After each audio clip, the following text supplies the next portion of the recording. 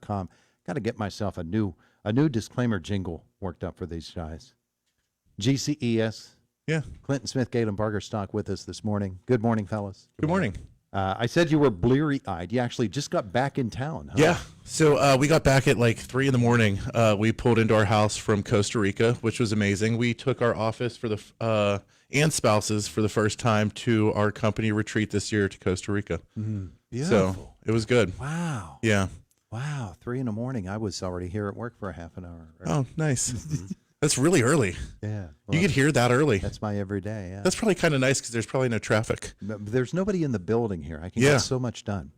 All right. But we're going to get some things done with you today. I saw a list last week of people and their top concerns about retirement savings. Okay. And some of the questions really popped out to me, and I thought maybe I'd give you guys a shot at them.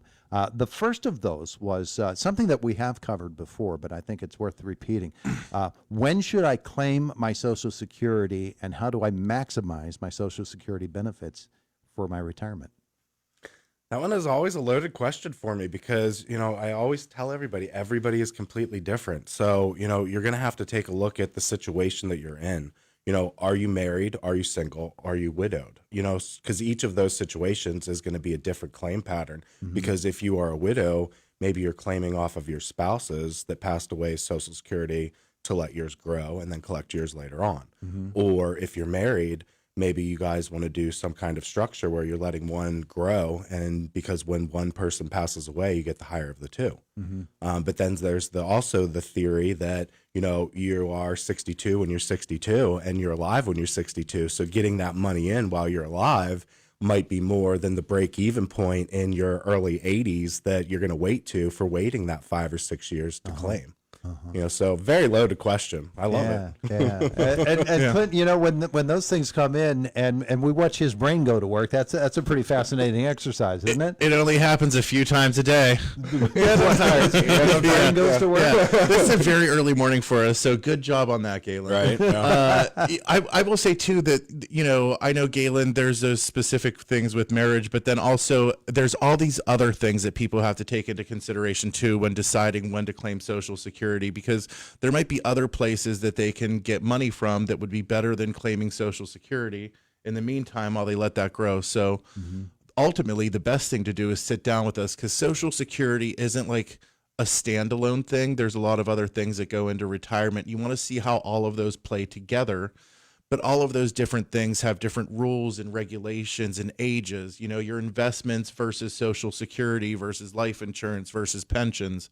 All of those things have different rules and different little tiny nuances that can make a big difference if you know how to utilize them correctly. Really points out that there is a structure to every individual's retirement house that they're building. There is. And it's crazy because everybody thinks government, and the government's like, wow, and everybody talks about all regulations and stuff like that.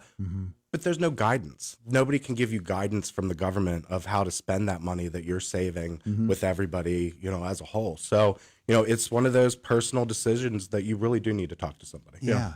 And especially since government rules change so often, too. Yeah. And the personal things go into this too. Advice that we give one person may be a little bit different for another person. People have their own personal feelings too towards things, where, there's just people have certain, I don't even know what that word would be, like weird things about money, or people all think about money differently in this world. Some people are, super savers, some people are spenders, some people care about retirement, some people could care less, but it's trying to hurdle all of that, plus all of the different nuances of the different things that you can have, plus, what your spouse, there's just so many things that go into it. I love questions like this, but a lot of times I feel like people think they're going to be able to listen to this 15-minute show on here and be able to plan their retirement themselves. And that is not what we want people to do. No. Yeah. And the dynamic is really interesting, especially with the couple, because you could be like me and not give a whit about money at all. Which is the way I've lived my life. And you can be like somebody else who's in a relationship and have someone like that, but somebody else within that relationship that to them it's very, very important. And having those two together actually is probably a really good thing. Yeah.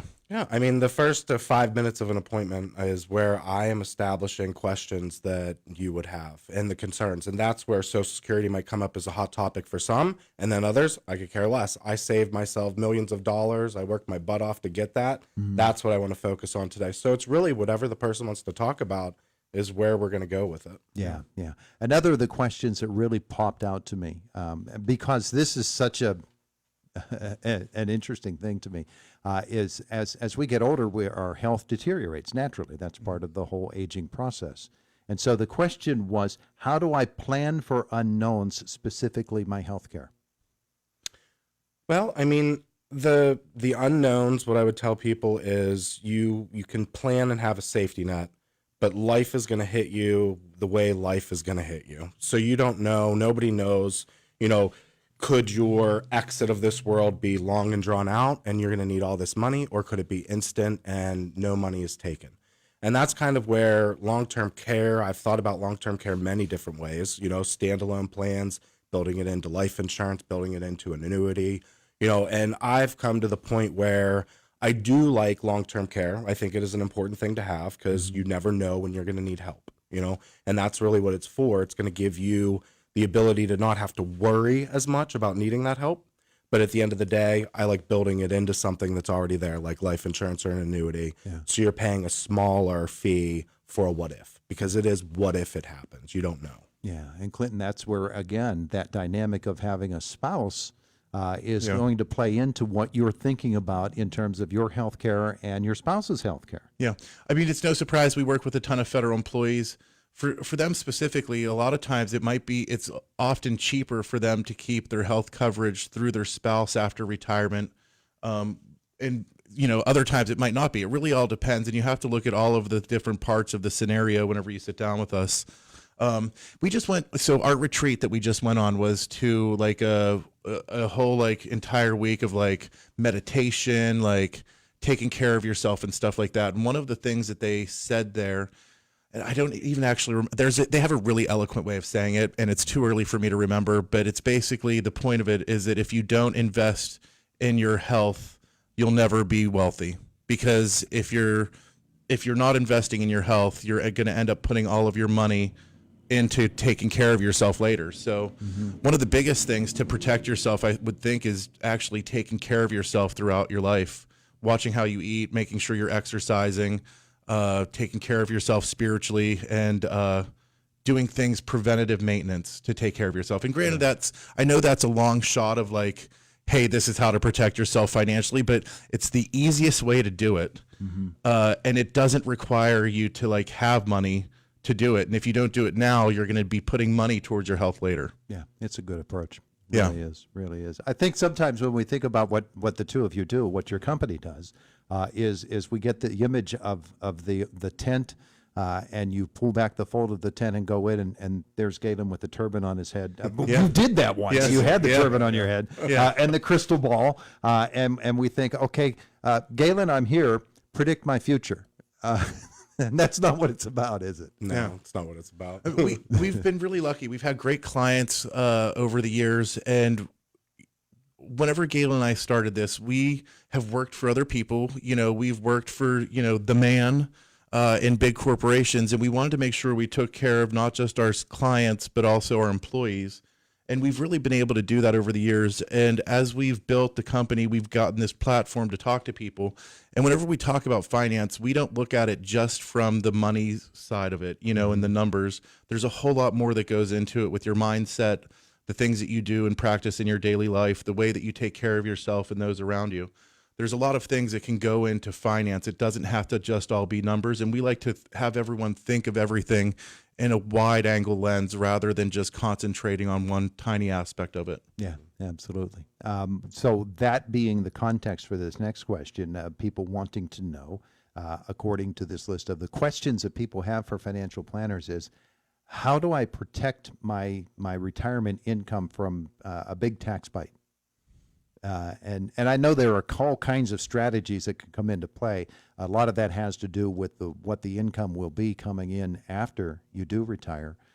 And of course, a lot of that has to do with the planning that you've done beforehand for the income that you've already earned during your work life. Yeah. I mean, it really depends on how you're doing withdrawals. You know, the more money that you take out as large chunks, that's going to count as income. And the more income that you're making, the more that you're going to have to pay to the IRS for the taxes. You know, so, you know, if you take smaller withdrawals for a longer period of time, you know, theoretically, you're creating interest, you're pulling money out, and you're kind of, you know, treading the water where your account is still maintaining around the same level and you're keeping up with inflation. Now, is that the right way? No. I mean, it doesn't matter how you do it, but, you know, the larger chunks that you pull, the bigger the tax bills. I would say that an accountant might say it does matter how you do it. It does, you know, it does, but it doesn't, because it's also your own choice. So you have to remember, no matter what an accountant could tell you, because I get asked this question so much: should I pay off my house? Should I buy a car? Should I pay off my debt? It really matters what you feel about that, because if that monkey is so hard on your back that it's like pulling you down to the ground and you can't move, sometimes that doesn't matter about the tax bill. Yeah. Ultimately, though, we do not give out tax advice. I want to be very clear about that. We are not tax accountants. We recommend, if you have tax questions, to give CGN CPA in Indiana a call. Wendy over at CGN is great. She can help you out. And she also watches our videos. So hi, Wendy, if you're watching at home. But, you know, there's a lot of tax situations, like Galen can explain it for a very high level. And again, we don't want people to get advice off of here and go make decisions about their financial future. If you have questions about taxes, you should talk to a tax professional. Some people, taxes are like very complex. You know, they're not an easy thing. They might have multiple companies or, you know, different things that they have to do. So definitely, if you want to protect yourself from taxes, give a call to a tax professional or to an accountant. Yeah. It all comes down to maximizing your benefits. We're about out of time in this segment, but for a second, there's a phone call coming in. And I see it want to flashing. I want to see if it's yours or not. So let talk about something while I answer this, will you? Okay. Yeah. So on our trip, amazing guys. If anyone wants to go down to Costa Rica, we can tell you all about it. We had a great trip. Yeah. What did you like the most about this trip? I like the atmosphere that you go into with a retreat, because it's a lot of people that have like minds, and everybody is kind of sitting together trying to figure out a process. No matter what the retreat is you're going to, you're looking for peace, you're looking for serenity, you're looking to find something, hopefully yourself. Yeah. You know, but it's just a good time. Yeah. So, guys, if anybody wants to hear about our trip to Costa Rica, stop by our office today. We'll be there all day. Was that for us? That wasn't for you. No. Okay. I was hoping it was. I did see it flash, and I was like, oh, man, I hope we got our first caller. But it was interesting watching you guys tap dance around all of that. Right? Yeah. We appreciate it. Yeah, that was good. All right, gentlemen, folks want to get in touch with GCES. Start this whole ball rolling. Give us a call, 724-915-0000. We can set you up with an appointment to meet either in our office at 43 South 9th Street, 2 doors down from Renda here, or we can set you up with a Zoom, or Galen, if you're listening to this, we'll come out and sit down with you and your spouse at your house. All right, very good. Hey, guys, thanks so much. Thank you so much. I promise you, next time we will have somebody on the phone for you. Awesome. Cool. Okay. Awesome. See you guys. It's the voice of Indiana County, WCCS, 101.1 FM, AM 1160, WCCSradio.com.